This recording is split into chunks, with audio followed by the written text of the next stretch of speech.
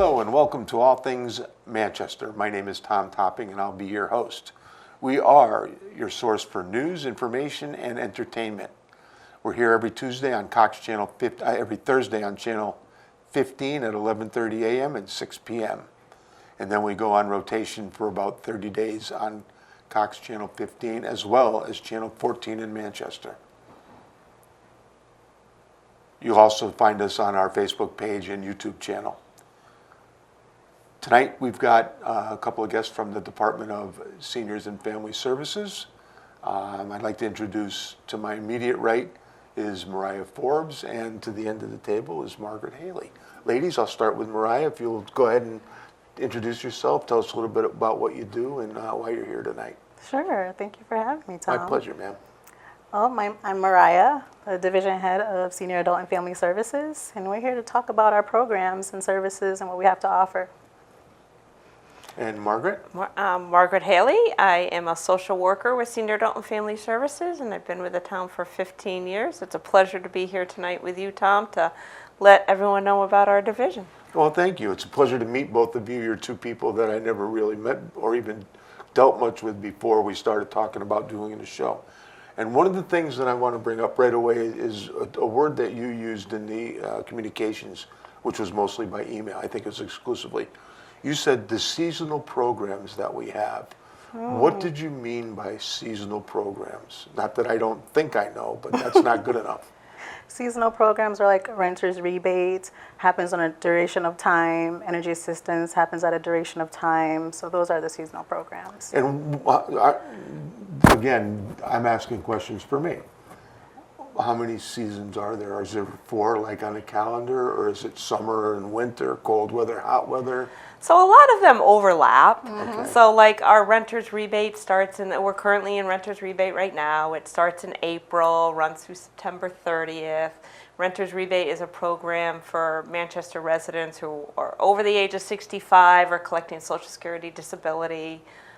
It is for renters who it takes an income to expense ratio to determine a grant amount. They get a one-time check in mid-December that can be anywhere from $150 to $900, depending on that ratio. There are income limits for the program. A single person, it's like $4,600 a year. A married couple, it's like $5,600. So that's April through September. Some of our programs overlap. We're going to be entering into the fall season, which kicks off a whole nother group, as you mentioned, the energy assistance. And So I'm trying not to do this, but I am assuming that you help with fuel assistance or I should say heating assistance, because some people have electricity. Yeah. Is there who should be watching the show tonight? Who is your, I guess I'll use the word customer, because that's really what they are. Sure. Well, Senior Adult and Family Services provides assistance to individuals, families, older adults of Manchester. So it's everyone really that comes through our door needing assistance with advocacy. You know, we act as advocates, emergency assistance, information, care coordination, referrals. Now, again, I get hung up on words. I saw the word conservator. You folks act as the conservator for, or can act as the conservator for, I think it was over 18 people that. That's a program that we used to have, and it's sunsetted as of last fiscal year. Okay, good. I'm glad that we straightened that out. You came here tonight for specific programs that you wanted to talk about. And again, I'll start with you, Mariah. Sure. What is it that you want to, what's new? What's going on at SAFS right now? Well, we launched a program, Thrive Together. It's been going on since last month, so June is when we kicked off. And Thrive Together is our sustainability workshop, which is emphasizing different areas of the life so that we can sustain the livelihood moving forward. So that is working on income, expenses, budgeting, nutrition, meal planning, routine creation. We're talking about jobs and employment trainings.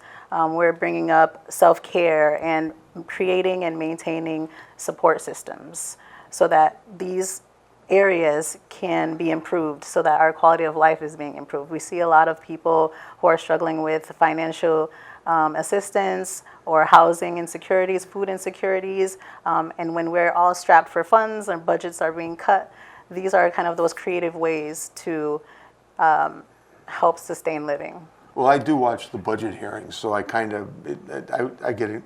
I have no life, okay? So I get engrossed in that kind of stuff because they really get into the nitty gritty. Where does the money go? What do you do with it? What,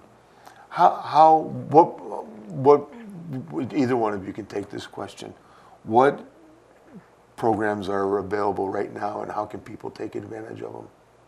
Thrive Together. Thrive Okay, Together Thrive is one of Together. those workshops against sustainability. We're talking about how we can look at our finances and see where we can save, what we can reallocate, just learning more about our expenses and our income when others probably haven't had the opportunity to learn about their money and how to make it work for them. Nutrition, job trainings, employment resources, finding and building a community. So that is really what the Thrive Together workshop is about. Other resources that we have, the Buried in Treasures workshop is also one. I'll have Buried in Margaret. Treasures? Yep. Buried in Treasures is a new one that we started in the spring. It's a wonderful group or BIT workshop. It's based off of a book written by David Tolaine and Randy Frost, and it is a peer support group for those that are struggling with excessive clutter, excessive saving. And what we do through this course of reading the book and kind of meeting together with this group of individuals is learn new strategies and behaviors that can help with that excessive saving and clutters. And how the group became kind of birthed was Mariah, as our supervisor, was realizing, like, you know, EMS might call, they're responding to a home. It's a home that has a lot of clutter, not a lot of egress. And so our division was, you know, allocating the services to try and help residents, you know, maybe cleaning out that, the clutter. And it was kind of like a rinse and repeat type of thing. So Mariah kind of took a look at it and said, how can we better address, you know, the resources that we do have? So she found this wonderful group that's been, you know, based off this book, Buried in Treasures, and we work with the participants to learn these, you know, kind of train in their minds and their behaviors to change their patterns so they can learn that we're not in the rinse and repeat. So if we get a call from EMS that they have been able to maintain, you know, the structure in their home and the egress is good, and we're about halfway through our beta group, our first group, and we've had wonderful feedback from our participants that they're learning these behaviors and skills that, you know, are kind of retraining themselves so they're not stuck in that pattern of the excessive saving and clutter. And they love that they have a support. Yeah. It's we've had a wonderful success with it. Our goal is to hopefully start running them twice a year. The next one, again, would be starting up in the spring. Now, I'm going to ask a question here. Again, these are questions that I came up with because, you know, that's all I have is the questions that I need the answers to. I could see how you would find a client through a concerned family member, maybe a sibling or a child, you know, who lives in another area. But then there's someone like me. My siblings live out of town. What if I'm beginning to deteriorate? You know, I'm going to be 67 tomorrow, as a matter of fact.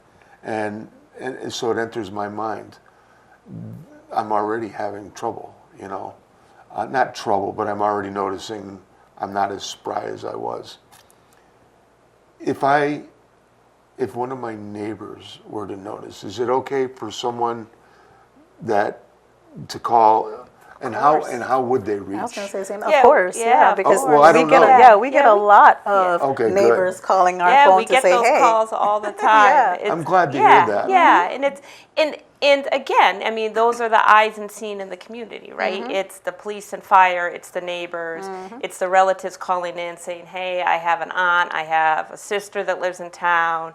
If it's not excessive saving or cluttering, it might be other things that, like you said, they're not as mobile in the home, and what resources do you offer? So our social workers are very well versed in home care programs, agencies that help with those things. We're also Choices qualified and trained social workers. So during that Medicare open enrollment that everyone starts getting all their, you are familiar, everyone's going to start getting all their mail pretty soon. We're going to start seeing all the commercials. So we have trained social workers that are certified and trained to help guide residents in Manchester. There's no income guidelines for that. Everyone who has Medicare questions, if you're turning 65 and first enrolling, it might be in July that you call in and say, hey, I'm turning 65.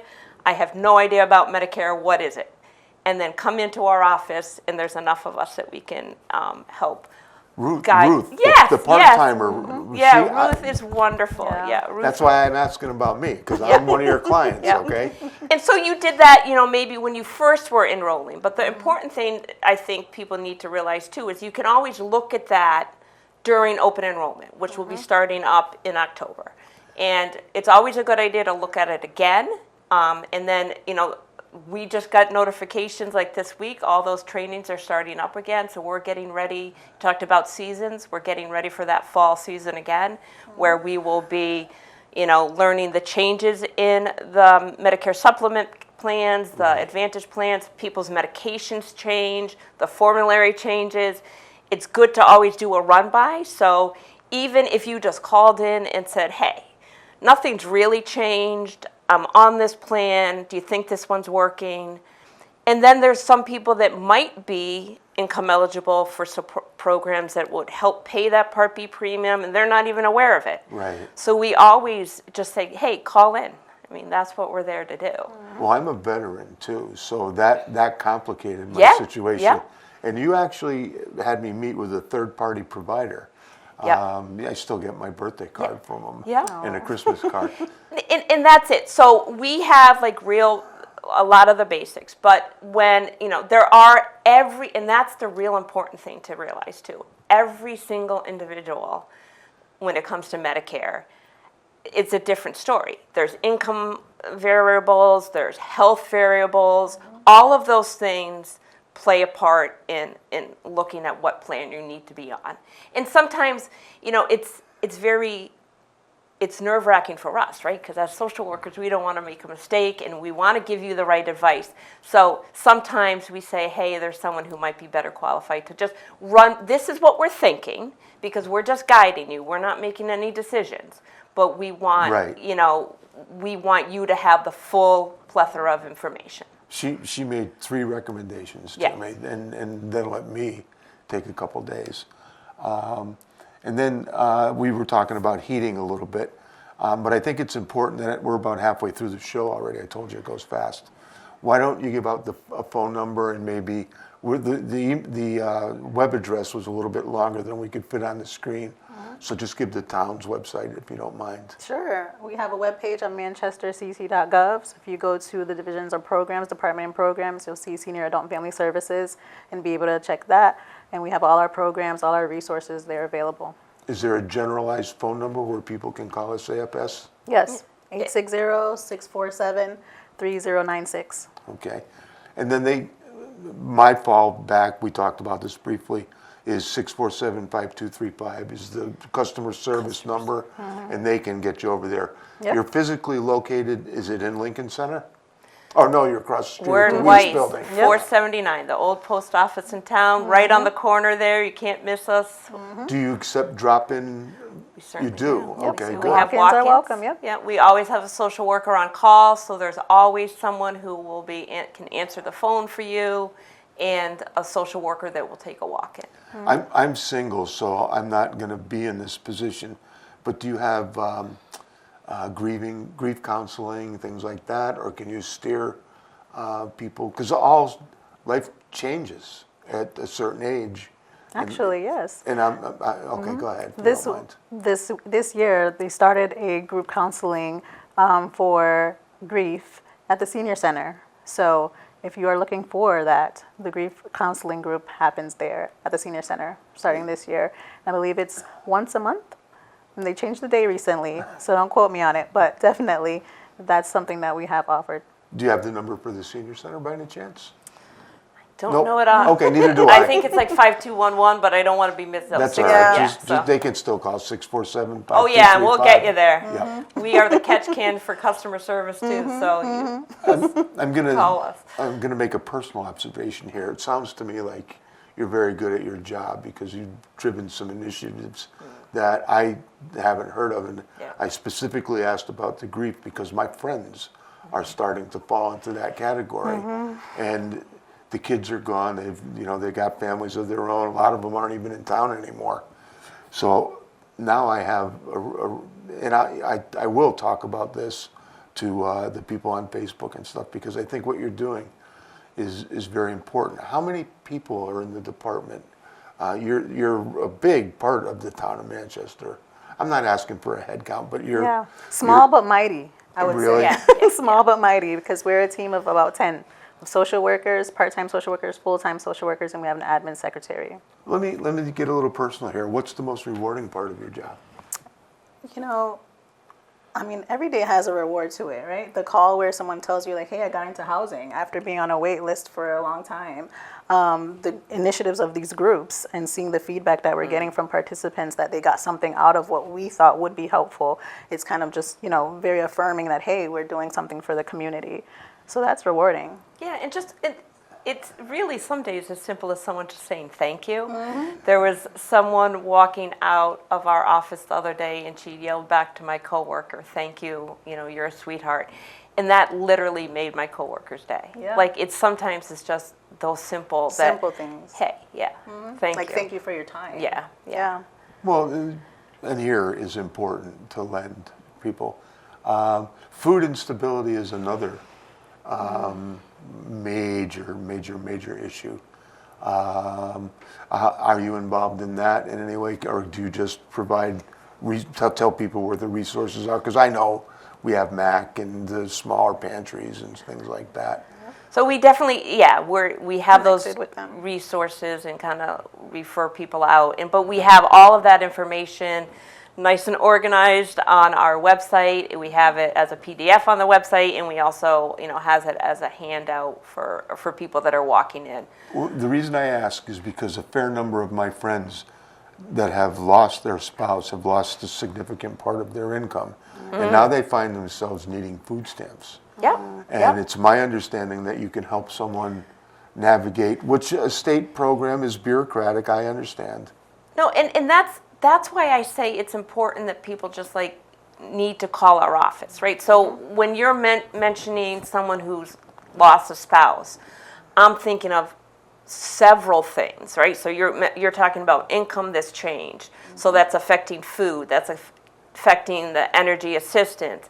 Maybe they need to look at that Medicare because maybe they were on a spouse's insurance plan. Sometimes those change when someone passes away. All those things. Well, my spouse used to handle all the bills. I don't know how to do that. Is it the Thrive workshop that they need?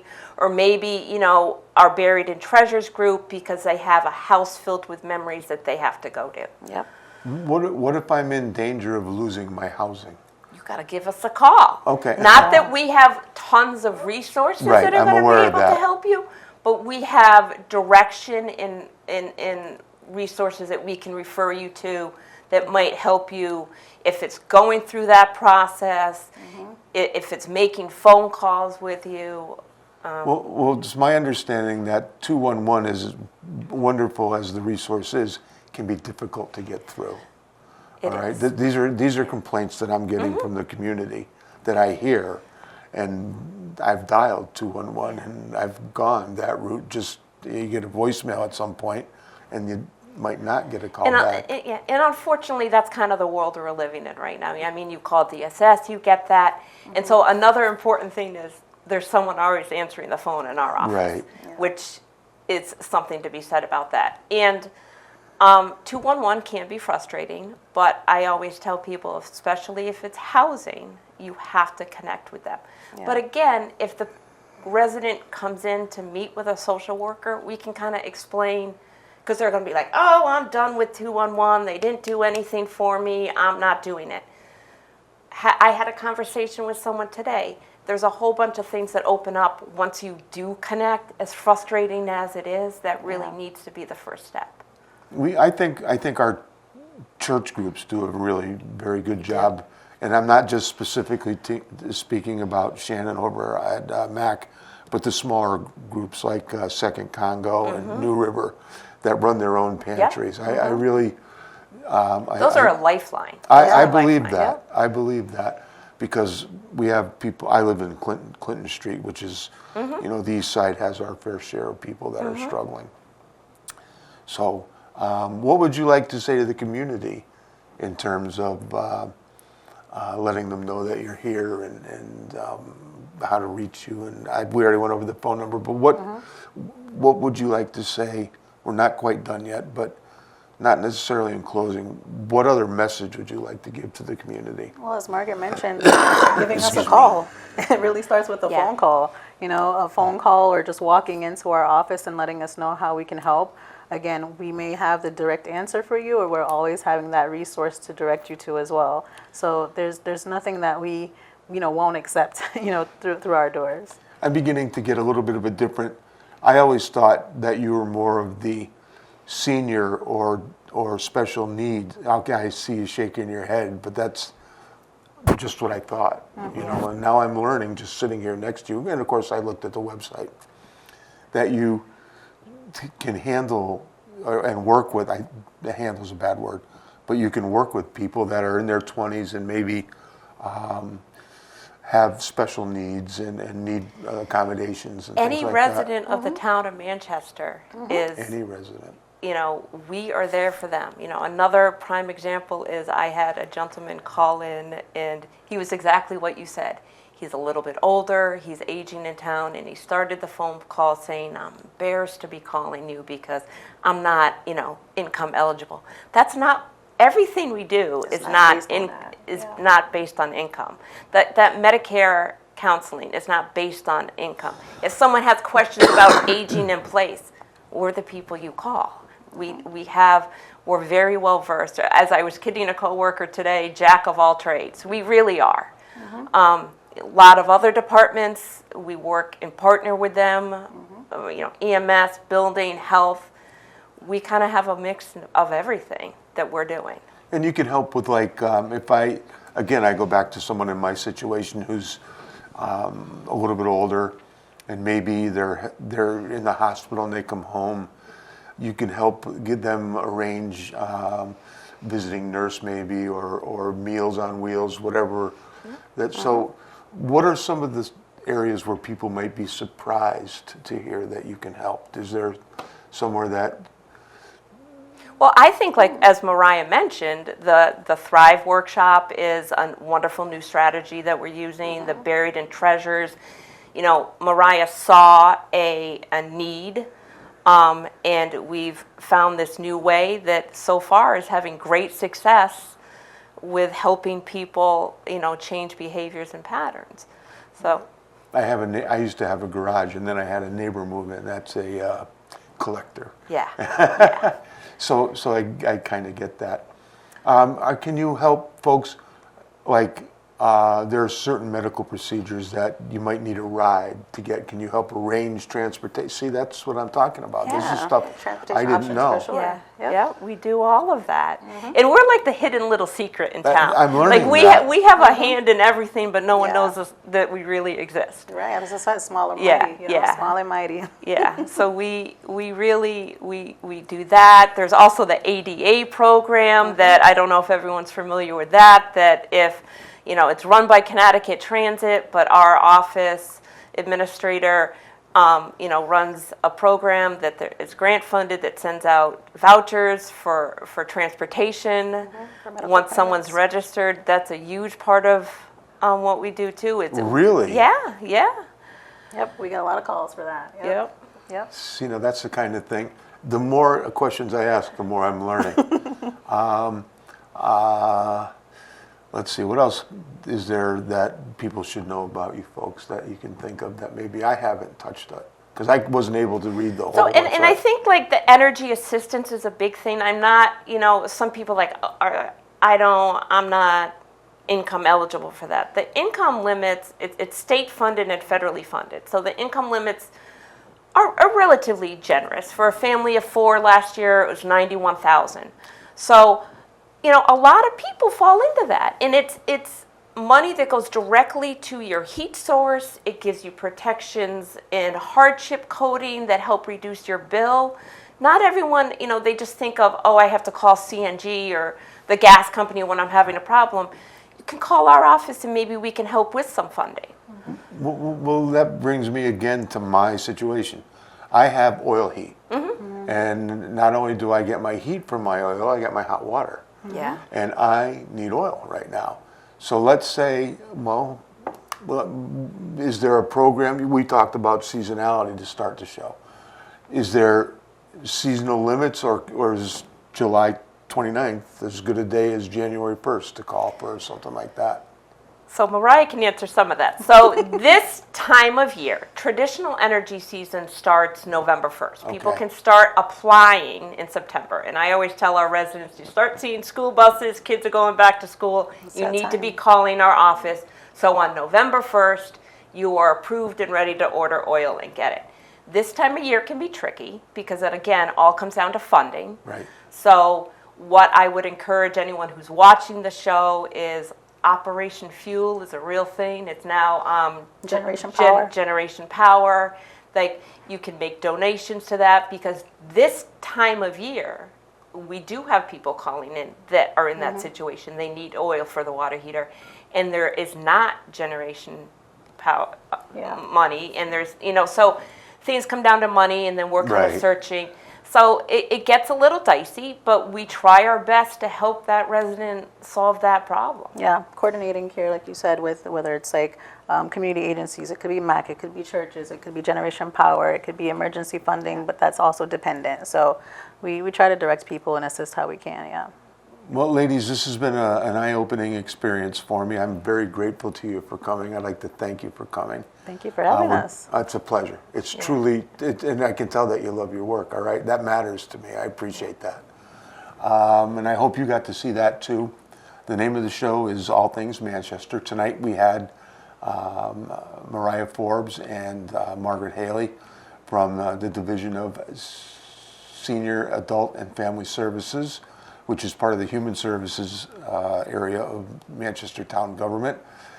We learned a little bit about the programs that they're doing and the work that they do in the community. We especially learned that if you're an adult and you live in Manchester, you are welcome to call them and ask your questions and see if there is programs for you. I'd like to thank the guys in the studio for making the magic that they do make.